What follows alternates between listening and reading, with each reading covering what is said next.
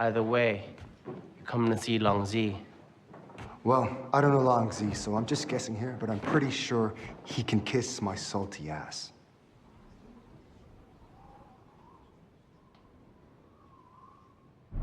That's a roundhouse kick and then a spinning hook. He does another hook there and then a front kick, and then he grabs the dude's punch and he does that kind of like cocky character thing. That's very Bruce Lee.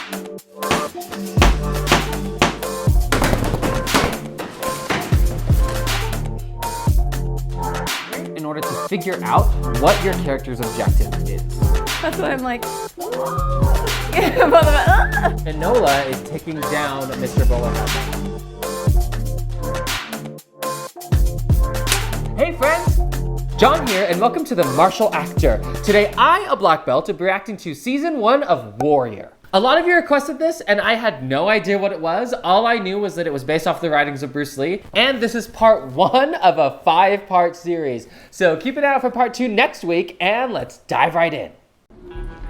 I didn't travel halfway across the world in that damn boat, just to amuse a few fat white f***s.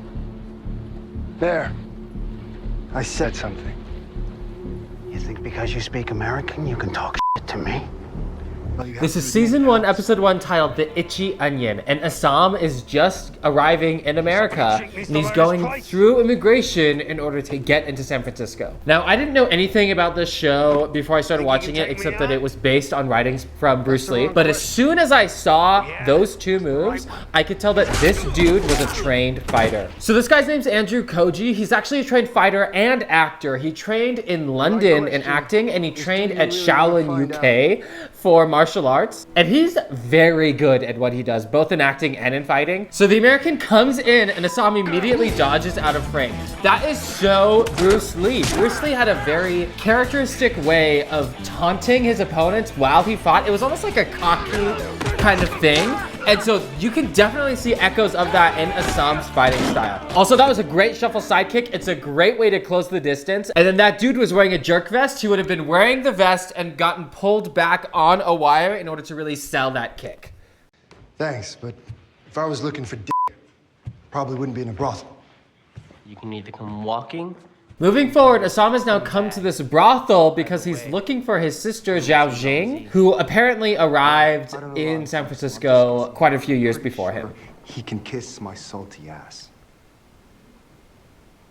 Andrew Koji starts with a bunch of really strong kicks. So that's a roundhouse kick and then a spinning hook. He does another hook there and then a front kick, and then he grabs the dude's punch and he does that kind of like cocky character thing. That's very Bruce Lee. And then he does this thing where he sits on the guy and kind of goes like, "What's up?" That's again very Bruce Lee. And Andrew Koji does a really good job of paying homage to Bruce Lee without really imitating him. He like, we see echoes of what the show would have been had Bruce Lee been in it. But Andrew Koji, again, does a good job of reclaiming the character for himself and putting his own twist on it. So this thing is also like very Bruce Lee, which is fun to see. And then the fight continues, and you can see that Ah Sahm is totally outclassing these thugs. But also, you can see that if you pay attention, the fighting style is very Eastern Asian, very Kung Fu. It's unlike American TV shows and movies. And you can see that because, one, there are way more kicks than you normally see. And two, when there are strikes, they are elbows, they are front punches, or they are back fists. You don't see any hooks. Hook punches are an American boxing thing, and you just don't see them in Eastern martial arts. So that's really cool to see reflected here, a more classical Eastern Kung Fu fight scene. Really love that.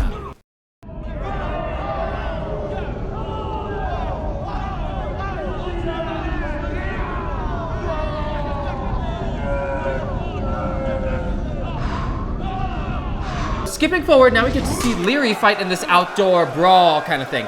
And Leary is the head of the Irish community in San Francisco. So you can immediately tell that this is more of an American style fighting because of the hooks. Again, hooks are stereotypically American boxing. So you can also see that, I mean, these punches all look strong, they look good, but there is a clear difference in skill here. So an easy way to tell how skilled an actor is at fighting on camera is by looking at how many strikes they can put together in a combo without a cut.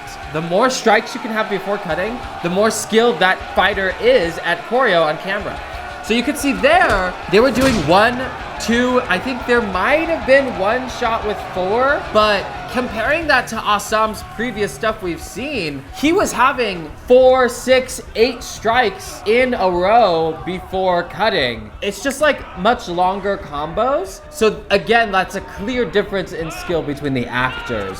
So that's not realistic. Punching someone in the head, even if it's like punching them in the skull, it would still hurt your skull. It would hurt their hand more, but you wouldn't just be able to like stand there and take it. Leary is really just starting to wail on this guy, and it's really showing his character as the stereotypically masculine American. But especially in this, we really get to see Leary establishing his dominance as the leader of the Irish community, which is interesting because that dominance will come into conflict with the other big players of the other communities later. Once those conflicts happen, that'll be really interesting to see. Why are you looking for her? I'll tell her when I see her.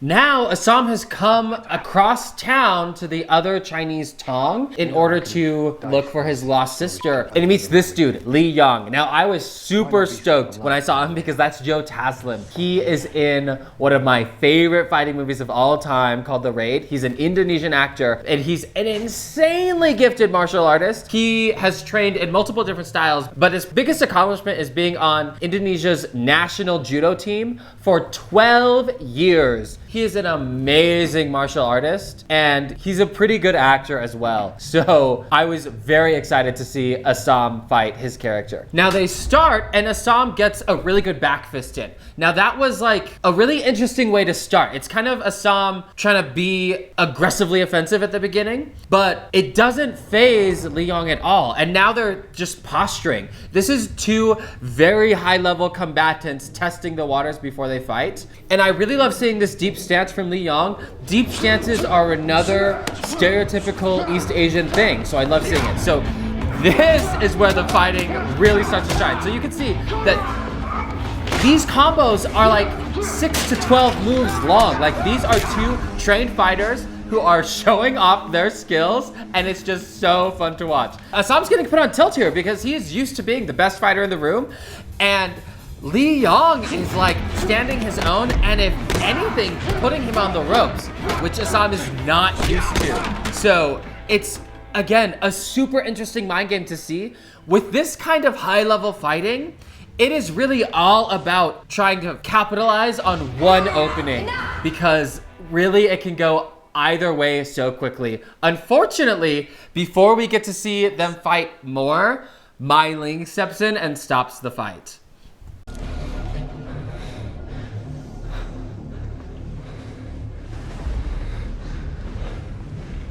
This is the last part of this episode. It's just a really quick clip, but I wanted to include it because we get to see some really cool Tai Chi. Ah Sahm is doing these movements with his arms, and these are all very stereotypical Tai Chi movements. You find these in classical Tai Chi forms. Now, this right here is the most famous move in Tai Chi called the single whip. You generally don't see them done that quickly. A lot of times with Tai Chi especially, the movements are extremely slow. One Tai Chi form can take 5, even 10 minutes to do a full time through. Obviously they can't do that for TV, so he has to speed up these movements. But still, it's really cool to see, and I appreciate seeing that in an American TV show. And I'm thinking, maybe you wouldn't have such a smart mouth if I took out all your teeth. I'd pay to see that. Come on, we got shit to do. Skipping forward, this is season 1, episode 2, titled There's No China in the Bible. And this opening clip is the first time that we get to see both Young, Jun, and Bolo in action. Let's see how it goes. I really like this frame. I love what they're doing with both the music and the speed wrap, but I specifically want to point out how the camera is framed here. It's framed from below, looking up at the actors. That puts the characters in a position of power in relation to the audience, which is smart filmmaking. Now, Young Jun comes running up, and we get to see the first weapon work in the show. He's like a dagger user, which is good. That was a great hook kick. So he is slicing and dicing. We get to see all these like really graphic fight scenes, which is just like fun to see. And then, yeah, I mean, we're seeing a lot more cuts than we have seen in the past with like episode 1, but this is more of like a fun, entertaining fight than like showing off any specific move or any specific skill set from a character. If anything, we're just seeing young Jun's like vicious, like bloodthirstiness. So they're definitely establishing young Jun as a young, brash, abrasive, aggressive character, which is really interesting, and it'll be interesting to see what happens to him as the show goes on.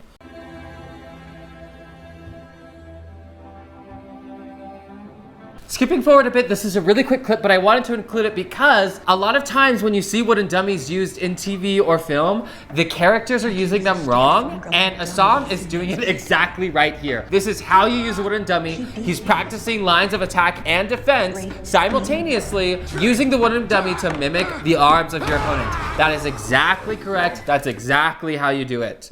Let go of him. Leave me alone. Jacob is from the Bible. This heathen rice. Moving forward, we now get to see Penny, who is the mayor's wife, getting aggressed upon by a couple of thugs because of her Chinese manservant. Stupid took a bite out of me. So Ah Sahm comes in and does that really nifty like ankle block and then does a really nice reverse crescent. Two of you, huh? So again, we're getting to see this like Bruce Lee cockiness. I loved this part. Seeing the quick dodges with the retaliation strikes, that's so great. Now that was a really interesting strike. He slaps the dude's ear. Now, if you cup your hand when you strike an opponent's ear, it can cause people to lose their balance or even become nauseated. So that was really cool to see. And then that was a really nice 540 crescent kick. It looked amazing, and I have nothing else to say. Well, you tell him. If he doesn't get out of here right now, he's gonna walk away with a big fucking hole in his face. The last part of the episode, we see Yong versus this police officer. I wanted to include it because there's a really interesting choice that they make in the editing here. You can see he comes in and controls the dude's arm that's holding the gun, which is good technique, but he brings it under and over, and then under and over again. They're showing the same move twice back to back. Usually in an edit, you see one shot start the move, and then the next shot will finish the move. I think they might have done it because otherwise it would have been too quick for the audience to process what was happening. So they needed to show it twice in order for people to follow the movement. I didn't mind it. I just, again, thought it was interesting because that's not usually what you see. I didn't really have any expectations walking into Warrior, but it completely blew me out of the water. From that first moment we see Ah Sahm punch the two police officers to the end of this episode, every time we saw a fight, it was clean, it was crisp, it was choreographed well, and executed very well. It's just so fun to watch these powerhouse martial artists like Andrew Koji, like Joe Taslim, show off the amount of skill that they have cultivated for years and years and really be able to deliver that to us in this super interesting medium of a show. Keep an eye out for part 2, and that's all I got for you today. So take care of yourself, take care of each other, and I'll see you next time.